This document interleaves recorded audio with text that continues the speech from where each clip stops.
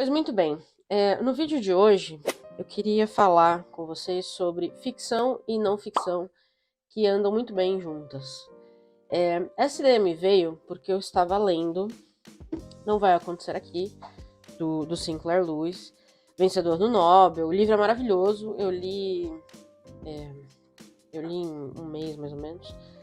Mas o livro fala muito sobre a ascensão de um candidato à eleição, né? Os Estados Unidos estão para eleger um novo presidente, e o candidato que está na frente, né, o que está causando aí burburinho na mídia, está na frente para ganhar as eleições, é o Buzz, e ele tem um plano de governo um pouco audacioso. É muito parecido, né? A conversa aqui é muito com a ascensão de um líder ditatorial. E o livro foi escrito em 1936, então ele vai meio que simular também a ascensão de Hitler ao poder. E o Buzz é completamente assim, um nazistão mesmo, sabe? Ele quer controlar todas as vertentes do governo, ele quer que certas pessoas trabalhem, certas pessoas não trabalhem, tem um componente racista, tem um componente xenofóbico. Então, assim, o livro, ele reflete muito a época em que ele foi escrito nesse sentido, né? Ele é narrado por um jornalista, então também tem aí uma conversa sobre o papel da mídia. E esse jornalista que tenta, no começo, né, narrar tudo de uma maneira imparcial, vamos dizer assim, ele também vê os amigos dele, pessoas que ele considerava inteligentes, politicamente tunadas, né, politicamente antenadas, acho que a gente usa mais, também caírem no conto do vigário aqui e alguns serem forçados a concordar com o governo. Então, é um livro que fala muito sobre isso, né? Até porque o Buzz é eleito e aí a gente vai ver o que isso causa no país, na economia, nas questões sociais do país. E aí é uma lembrete muito importante de que Hitler também foi eleito, né? Nessa época, se eu não me engano, Hitler já era o líder do Terceiro Reich, do Partido Nazista. Então, é um livro muito bom para quem gosta de política. Eu acho que ele vai ser mais profundo. Quem não gosta de política, pelo menos você tem ali um pouco de entretenimento também. Mas, quem quer entender, talvez, essa conversa um pouquinho mais a fundo, eu tenho duas recomendações de não ficção. A primeira, não ficção entre aspas, não ficção mesmo. A primeira é um podcast, é o Ultra, da Rachel Maddow, só tem em inglês, infelizmente. Mas o Ultra analisa o que aconteceu quando um grupo de senadores americanos da direita, eles se consideravam ultradireita, então eles já estavam também nesse espectro mais nazista, e eles tentaram tomar o poder. Existia ali um plano para tomar o poder dos Estados Unidos que foi desmantelado pelo FBI. E isso foi nos anos 40. Então foi logo depois que o livro saiu. E o mais interessante é que isso foi completamente esquecido, né? Porque, óbvio, né, na década de 40 o que estava acontecendo era a guerra. Então, a história tende a ser um pouco isso, né? A gente fala dos grandes episódios e os pequenos, eles meio que ficam aí nas margens. Então, esse caso foi esquecido e o podcast está retomando essa conversa. Eles têm documentos, tem algumas entrevistas, tem arquivos, enfim, tá muito interessante. Eu já ouvi 7 episódios, eu não sei se vão ser só 7, mas enfim, estamos seguindo aí. Então vou deixar o link aqui para você, se você quiser ouvir o podcast.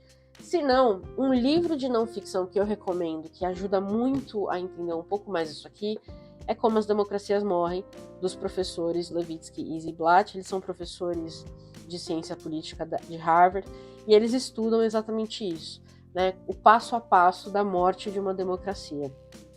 E nesse livro aqui, eles vão falar muito eles falam muito pouco, na verdade, de América Latina. E quando falam de América Latina, o foco deles foi a Venezuela. Mas o importante aqui é que a morte da democracia, ela tende a seguir uma receita. É quase uma receita de bolo, né? Os golpes antidemocráticos, eles são feitos todos muito de maneira similar. Então, é isso que eles estudam, né? Quais são os vou dizer sintomas, mas quais são os indicativos de que algo pode começar a afetar a democracia. A democracia é um exercício contínuo, mas ela tem seus problemas, né? Ela tem buracos, vamos dizer assim, e ela é um sistema que tem que ser constantemente reforçado, né? E não são só as eleições que fazem isso, né? As instituições também precisam se auto-reforçar de tempos em tempos. Então, eu acho que esses 2 livros aqui caminham muito bem juntos.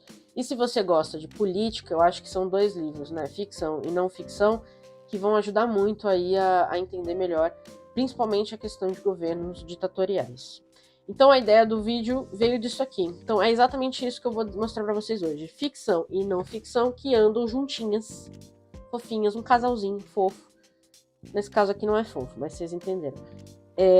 Que, né, ajudam na compreensão, na melhor compreensão de um determinado tema. Eu vou seguir nessa linha meio política peronomútil com 1984, do Orwell. Eu tenho essa edição belíssima aqui da companhia Caiu Água. Olha lá que beleza. Ótimo. Adoro quando isso acontece. Mas assim, não sei se eu preciso falar muito sobre 1984, né? É um clássico por si só, fala de um regime ditatorial que está sempre em guerra. Tem muita questão aqui que é completamente... muitas determinações do governo que são aleatórias. Enfim, a gente tem muita coisa aqui. Eu não sei se eu preciso entrar muito no detalhe, acho que o Orwell já é bem conhecido. Mas um livro pouco conhecido, que casa muito bem com o Orwell, é justamente O Ministério da Verdade, do jornalista Dorian Lynskey, que ele funciona como uma biografia de 1984. E o que eu acho mais legal ainda é assim, dá pra ver primeiro que Lynskey gosta do livro, de 1984. Ele estudou o livro a fundo, ele analisou o legado do Orwell, o antes, o depois, várias coisas assim, não só do ponto de vista político, mas também da literatura em si, né? O que veio antes do Orwell que o influenciou a escrever 1984 e o que veio depois do Orwell influenciado por ele. Então eu acho que é uma conversa muito boa. O Orwell, a gente sabe, ele teve uma história de vida que começa na pobreza, mas também ele vai se politizando, né? Eu tô com essa voz de taquara rachada porque eu tô gripada, tá? Mas eu queria gravar esse vídeo, então me perdoem se soar muito anasalada, mais do que o normal. Mais do que o normal, mas enfim. O Orwell foi se politizando, né? E nos livros dele, você consegue, acho que se você lê numa determinada ordem, os ensaios, você vai entendendo melhor a vida dele, né? E as decisões que ele tomou. E eu acho que o Lynskey faz um trabalho muito bom em analisar tudo isso e como tudo isso tá aqui, de alguma maneira. Então são 2 livros que eu acho que ler juntos também, esse livro elucida muita coisa do que virou e do que aconteceu para que 1984 surgisse. Vejo pouca gente falando do Ministério da Verdade, mas recomendo bastante. Não é um livro para você ler num dia, ele é um livro um pouco denso, né? Porque ele tem muita pesquisa, né? Então ele é um pouco denso, sim. Mas ele com certeza dá uma outra carinha para 1984. Recomendo demais. Bom, o próximo é um trio. A ficção, né? Eu vou partir da ficção, que é A Redoma de Vidro, da Sylvia Plath. Também não sei o quanto eu preciso falar sobre esse livro, porque é super conhecido, tá em toda a lista de tem que ser lido, babá. Mas basicamente a gente vai acompanhar a Esther, uma jovem de 18 a 19 anos. Ela vem de uma família muito pobre, e aí ela tem a chance de ir para Nova York, trabalhar numa revista, numa época, né? Na época, a gente acha que isso aqui se passa nos 50, se eu não me engano. E as meninas não têm, assim, muita prospecção de carreira, nem nada disso, então é muito positivo que ela possa assumir essa posição na revista. Mas é claro que ela tem seus próprios problemas, ela tem altos e baixos muito sérios, mas o baixo, vamos dizer assim, ela sofre uma depressão, e a gente acompanha tudo isso, a gente acompanha meio que a condição, a saúde mental dela degringolando, assim. E é bem pesado, assim, a leitura é uma leitura intensa. E a gente sabe também que muito desse livro foi inspirado pela a vida da própria Sylvia Plath, né? E no fim a gente sabe que cometeu suicídio. Então, para esse, eu acho que uma recomendação óbvia são os diários de Sylvia Plath, esses aqui cobrindo 50 a 62. 62 é quando ela se mata.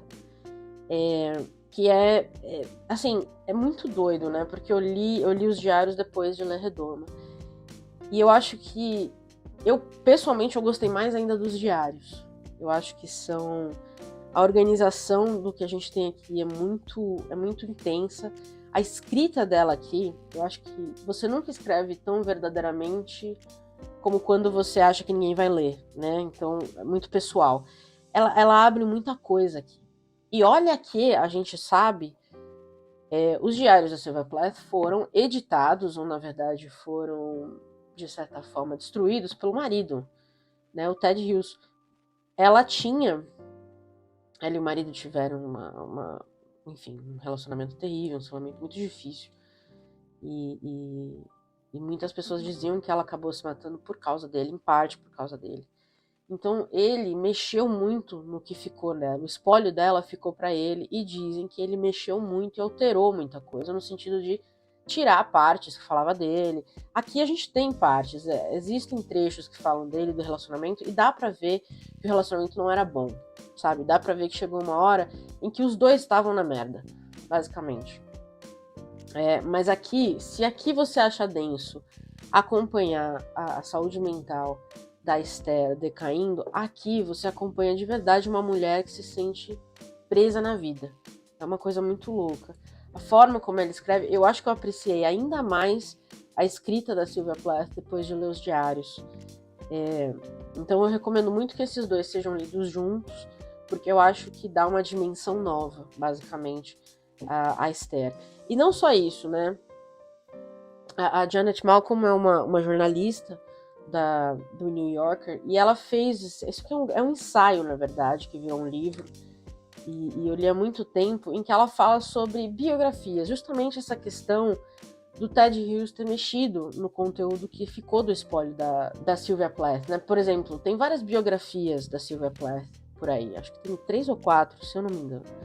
O Ted Hughes o espólio colaborou com alguma, mas não com outra. Então, se ele achava que quem estava escrevendo a biografia fazia um bom trabalho, ele ajudava. Se ele achava que ele estava saindo, né, ele próprio não parecia bem, ele então não ajudava mais. Mas a Malcolm, eu acho que ela vai ainda mais à frente, e ela pergunta também um pouco de o quanto que dessas biografias que a gente lê são reais, né? Porque tem muita coisa ali que é muito difícil você analisar dados frios versus a pessoa contando a própria vida.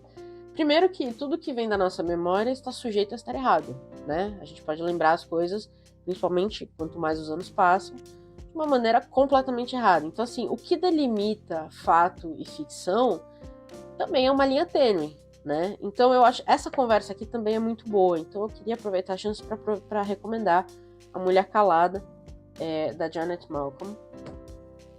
Esse especificamente fala da Sylvia Plath, do Ted Hughes, e sobre biografias. Eu acho que essa é uma conversa muito, muito boa. Depois, a ficção é Floresta Escura, da Nicole Krauss. Foi o primeiro livro que eu li da Krauss, eu quero ler mais coisa dela.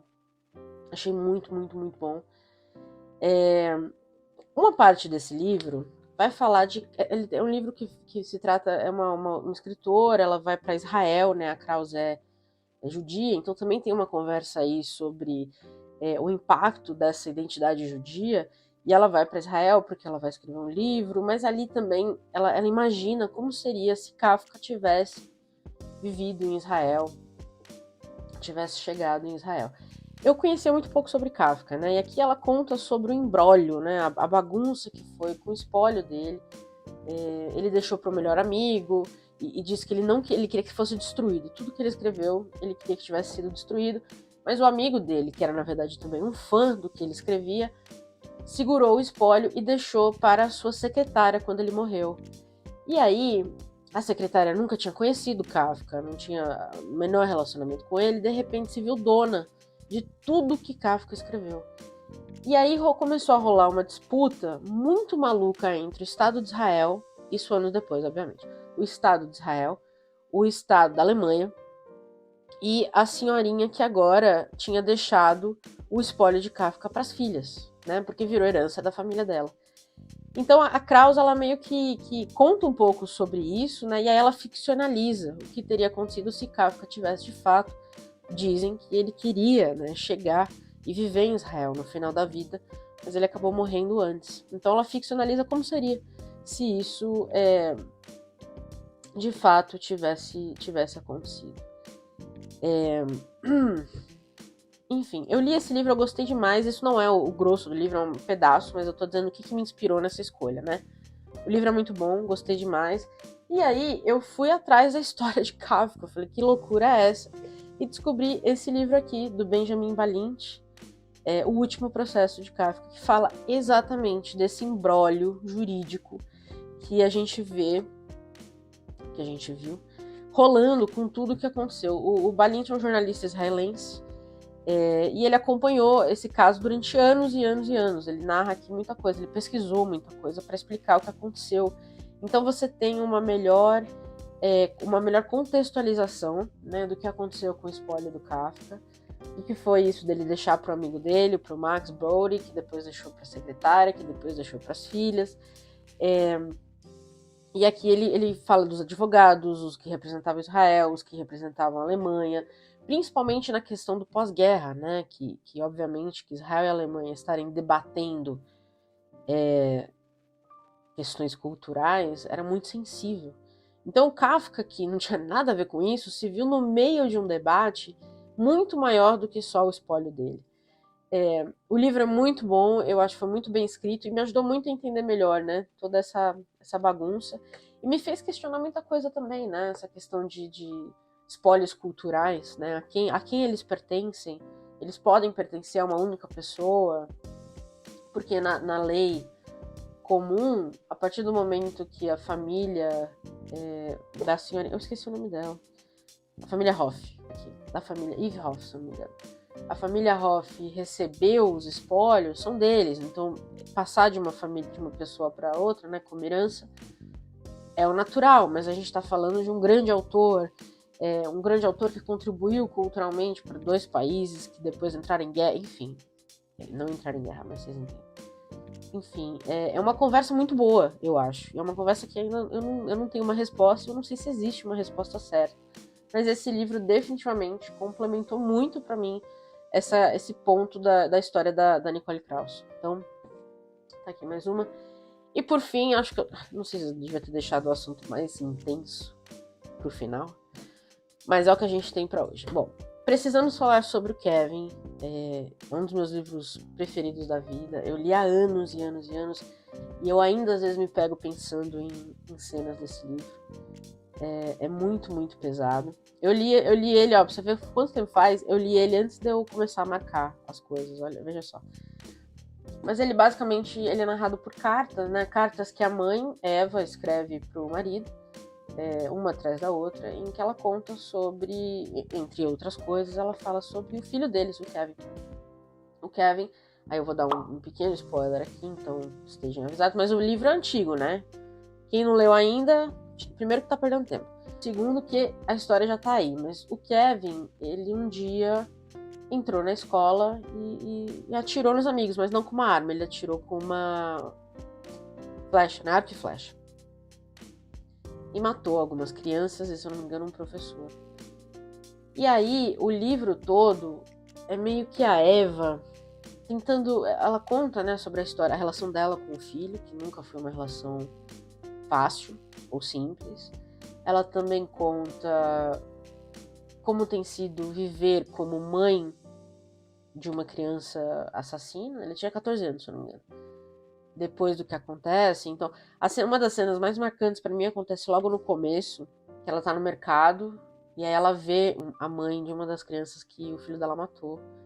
E ela entra em pânico. E essa mulher chega perto dela e dá um tapa na cara dela. E de repente, então o que aconteceu? De repente, essa mãe virou responsável pelos crimes do filho. E aí ela também precisa lidar com isso, e ela precisa lidar com o fato de que ele ficou vivo, né? Porque em algumas situações ele não fica, mas ele tá vivo, ele tá preso. Então ela ainda é mãe dele. Então como é que você lida com tudo isso? E claro, com seus próprios sentimentos. Então assim, o livro trata disso de uma maneira incrível, assim, absolutamente incrível e muito sensível, apesar do tema ser pesado. Recomendo demais a leitura. A gente fez um Me Dê Motivo sobre ele. Eu acho que vale a pena ouvir. Se você quiser me dê motivos, é um programa curtinho que a gente faz no podcast para recomendar um livro específico. E a gente fez um desse. E aí, para complementar essa leitura, de novo, o tema é pesado, mas Columbine, do Dave Cullen. Columbine foi o primeiro caso, na década de 90, foi a primeira vez, acho que foi o maior massacre dentro de uma escola nos Estados Unidos. Até hoje, se eu não me engano, ainda é. Se eu não me engano. Mas, né, Columbine marcou muito sua época. Tem um documentário também do Michael Moore, para quem não conhece, também acho que vale para complementar aqui, que é muito, muito bom. O documentário vai falar um pouquinho mais sobre a facilidade do acesso a armas que esses meninos tiveram. Né? 2 meninos entraram numa escola armados até os dentes e mataram muitos e muitos alunos. E aí Columbine, aqui o livro, o jornalista Dave Cullen vai cobrir, né, o que aconteceu um pouquinho antes. Ele vai cobrir um pouquinho sobre as vítimas, ele vai cobrir um pouquinho sobre os assassinos e ele vai cobrir um pouquinho sobre a família deles. E eu sempre pensei muito nesse livro, nessa história aqui. Essa história, acho que aconteceu em 92, se eu não me engano, e 92, 94, eu não lembro, mas foi no começo dos anos 90. E ficou muito marcado, né? E a gente sempre pensa o que acontece aqui, né, da mãe assumir a culpa, basicamente, pelos filhos, aconteceu muito aqui, porque nesse caso, os 2 meninos, depois que eles cometeram os crimes, eles se mataram. Então, nesse caso aqui, os pais tiveram que lidar com a sociedade culpando-os, né, pelo que aconteceu, e com a perda do filho. E com tudo que o filho fez. Então, é muito pesado. A mãe de um deles, do Eric, se eu não me engano, ela tem um TED Talk que é muito bonito, em que ela fala exatamente sobre isso. Como foi, né, você foi passar por tudo isso aqui. Ela fala isso, obviamente, 20 anos depois, então ela tem um pouco mais de tempo ela teve tempo para pensar e, enfim, muita terapia, né, muito trabalho. Então esses dois eu acho que andam muito bem juntos e eu acho que os dois levantam uma pergunta muito importante de por que normalmente as mães são mais responsabilizadas do que qualquer outra pessoa. Porque aqui também, viu, a única pessoa de quem a gente ouve falar, e até hoje, né, quando ela fez o TED Talk, ela estava sozinha. Raramente a gente ouve falar dos pais dos meninos. Então eu acho que são 2 livros que andam bem juntos também. Então é isso, ficção e não ficção casadinhos, tô chamando assim. Espero que vocês gostem das recomendações. Me digam se é interessante, porque eu posso continuar fazendo isso. Eu gosto muito de ler não ficção e eu gosto muito quando eu consigo pegar uma não ficção que me ajuda a entender melhor uma ficção ou vice-versa, né? A ficção também ajuda bastante a gente a entender a realidade, às vezes, assustadoramente. Então é isso. Espero que vocês tenham gostado. Me comentem se vocês já leram algum desses ou algum chamou sua atenção. E até o próximo. E tchau.